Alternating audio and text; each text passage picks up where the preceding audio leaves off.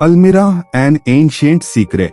रोहन, जो 30 साल का था, पेशे से एक इंटीरियर डिजाइनर था और कुछ ही हफ्ते पहले नौकरी के कारण मुंबई शिफ्ट हुआ था। अपनी नई जॉब की पहली सैलरी मिलने के बाद उसने अपने घर को सजाने का सोचा। उसे एंटीक्स का बहुत शौक था, पर उसका बजट ज्यादा नहीं था, तो उसने सोचा कि वो अभी के लिए एक अच्छी सी एंटीक अलमारी से काम चलाएगा। उसे एक बहुत ही खास एंटीक शॉप के बारे में इंटरनेट से पता चला था। उस शॉप पर पहुंचने के बाद रोहन ने देखा कि वो दुकान बहुत छोटी सी थी, पर दुकान के दरवाजे के पास ही एक अलमारी पड़ी थी जो बेहद ही पुरानी और खूबसूरत थी। उसके 2 बड़े बड़े दरवाजे थे और वह 3-4 अलग अलग लकड़ियों से बनी हुई थी। जब उसने दुकानदार से बात की तो दुकानदार ने उसे कहा कि अलमारी बेचने के लिए नहीं है, पर रोहन ने बहुत जिद की तो वह दुकानदार मान गया और उसने आधे पैसों में अलमारी बेच दी। यहाँ तक कि बिना पैसे लिए उसके घर के अंदर तक उस अलमारी को डिलीवर भी करवा दिया। रोहन बहुत खुश था क्योंकि वो अलमारी उसकी उम्मीदों से भी ज्यादा सुंदर थी, पर उसे यह नहीं मालूम था कि उस दिन से उसकी जिंदगी हमेशा के लिए बदलने वाली थी। उस रात जब रोहन सो रहा था तो उसकी नींद किसी के बेडरूम के दरवाजे को खटखटाने की आवाज से खुली। रोहन ने दरवाजा खोला तो वहाँ कोई नहीं था। उसे लगा कि शायद ये उसका वहम होगा। वो दरवाजा बंद करके वापस अंदर जाने लगा तो फिर से उसे दरवाजे की खटखटाने की आवाज आई। रोहन तेजी से दरवाजे के पास गया, पर वहाँ अब भी कोई नहीं था। रोहन कुछ देर तक दरवाजे के पास ही खड़ा रहा, पर उसे बहुत नींद आ रही थी, इसलिए वह सोने चला गया। अगली सुबह रोहन ने जब कपड़े निकालने के लिए अपनी नई अलमारी को खोला तो उसके होश उड़ गए। रोहन ने देखा कि उस अलमारी के एक खाने के अंदर बस छोटी छोटी हड्डियां थी। रोहन को कुछ समझ नहीं आया। तभी उसे एक बिल्ली की आवाज आई और उसने देखा कि उसके कमरे में एक बिल्ली घूम रही थी। रोहन ने उन हड्डियों को वहां होना उस बिल्ली की शरारत समझा। हड्डियों को वहां से हटाया, उस अलमारी को साफ किया और उन हड्डियों को घर से बाहर फेंककर अपने काम के लिए निकल गया। शाम को जब वह घर वापस आया तो उसने देखा कि घर के दरवाजे का लॉक पहले से ही खुला हुआ था।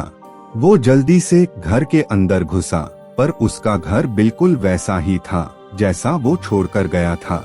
उसने सब कुछ चेक किया और उसका सभी सामान भी सही सलामत था। उसने सोसाइटी के चौकीदार से पूछा, पर चौकीदार ने किसी को भी ऊपर जाते नहीं देखा था। उसे ये बात बहुत अजीब लगी क्योंकि उसे अच्छी तरह याद था कि वो दरवाजा लॉक करके गया था, पर अगर कोई उसके घर में घुसा होता तो वह सामने वाले चौकीदार को दिख ही जाता और उसके जरिए रोहन को भी पता चल जाता। रोहन को फिर लगा कि शायद उसी की गलती से दरवाजा खुला रह गया होगा। खैर, उस रात थकान के मारे वह बिस्तर पर लेटते ही सो गया।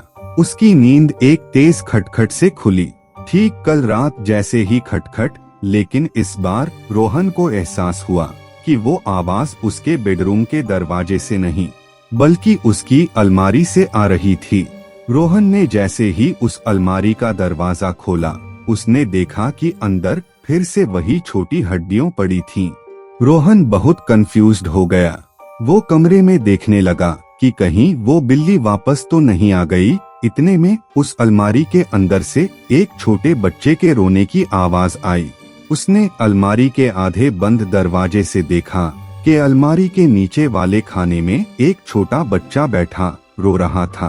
उस बच्चे का पूरा शरीर सफेद पड़ा था और आंखें कोयले की तरह काली थी। रोहन उस बच्चे को देखकर सुन पड़ गया था। इससे पहले रोहन कुछ कर पाता, उस बच्चे का हाथ एकदम से अलमारी के बाहर निकला और उन हाथों ने रोहन को पकड़ लिया। तड़पते हुए रोहन ने फौरन उस अलमारी के दरवाजे को बंद किया और अपने घर से बाहर भागा और अपने एक दोस्त के घर रात बिताने चला गया। अगली सुबह वह ऑफिस के बजाय सीधा उस एंटीक शॉप पर गया। रोहन ने अंदर घुसते ही उस दुकानदार का गला पकड़ लिया और उससे पूछने लगा कि उस दुकानदार ने उसको वो अलमारी क्यों बेची थी। रोहन की ऐसी हालत देखकर वो दुकानदार समझ गया था कि उसके साथ रात को क्या हुआ होगा और गुस्से से भरे और डरे हुए रोहन के कुछ करने से पहले वो खुद ही उसको सब कुछ बताने लगा। उस दुकानदार ने रोहन को बताया कि ये अलमारी दरअसल एक ऐसे घर में थी जहां एक आदमी अपने छोटे बेटे के साथ रहता था। उसके बेटे के पैदा होते ही उसकी बीवी चल बसी, जिसके बाद वो आदमी अपना सारा पैसा और समय शराब पीने में बर्बाद करने लगा। शराब पीने के बाद वो आदमी अपना सारा गुस्सा अपने बेटे पर निकालकर उसे अलमारी में बंद कर देता था, क्योंकि वो ये मानता था कि उसका बेटा ही उसकी बीवी की मौत की वजह है। फिर एक दिन ज्यादा शराब पीने के कारण वो अपने बेटे को अलमारी में बंद करके रात भर के लिए भूल गया और अगली सुबह उसने अलमारी का दरवाजा खोला तो उसने देखा कि उसके बेटे की दम घुटने के कारण मौत हो गई थी। कुछ दिन बाद उस आदमी की भी लाश उसी घर से मिली। पुलिस ने ही उसकी मौत को सुसाइड कहकर केस क्लोज कर दिया और सरकारी ऑक्शन में घर का सारा सामान नीलाम कर दिया। उस एंटीक शॉप के दुकानदार ने वो अलमारी उसी ऑक्शन से नीलामी में खरीदी थी, जिसके बाद उसकी जिंदगी नर्क बन गई थी। उसने बताया कि वो अलमारी उस छोटे लड़के के भूत से शापित है। उस छोटे लड़के ने उस दुकानदार को भी बहुत तंग किया था। उसने वो अलमारी तोड़ने की कोशिश भी की, लेकिन उसके बाद भी उस अलमारी पर कोई असर नहीं हुआ।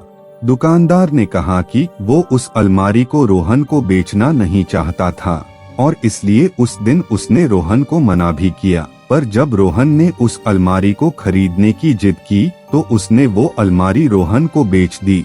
रोहन ने ये सब सुनकर उसी दिन उस अलमारी को घर से बाहर कर दिया, लेकिन उस रात जब वो आराम से सो रहा था तो उसकी नींद फिर से उसी खटखट की आवाज से खुली। रोहन ने आंखें खोली तो उसके ठीक सामने उसके कमरे में वही अलमारी थी।